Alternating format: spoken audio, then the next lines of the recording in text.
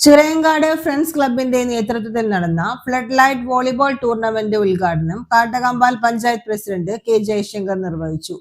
കുന്നത്ത് വളപ്പിൽ കുഞ്ഞുമോൻ ചടങ്ങിൽ അധ്യക്ഷത വഹിച്ചു.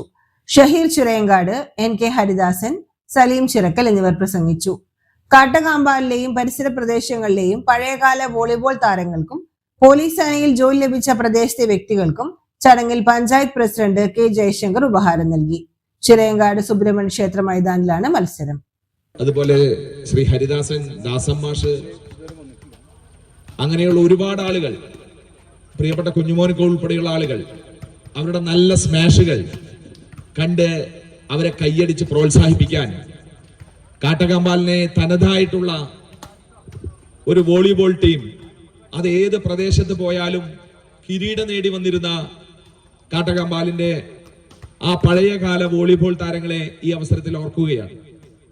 30 വർഷങ്ങൾക്ക് ശേഷം ഈ വോളിബോളിന്റെ തനിമ നിലനിർത്താൻ, അതിന്റെ സൗന്ദര്യം നിലനിർത്താൻ ഇതുപോലുള്ള ഒരു ഏകദിന മത്സരം ഒറ്റ ദിവസം കൊണ്ട് ഇത് തീർക്കുകയാണ്. മറ്റേതൊക്കെ 8 ടീമുകൾ ഉണ്ടെങ്കിലും അതിന്റെ ക്വാർട്ടർ ഫൈനലും സെമി ഫൈനലും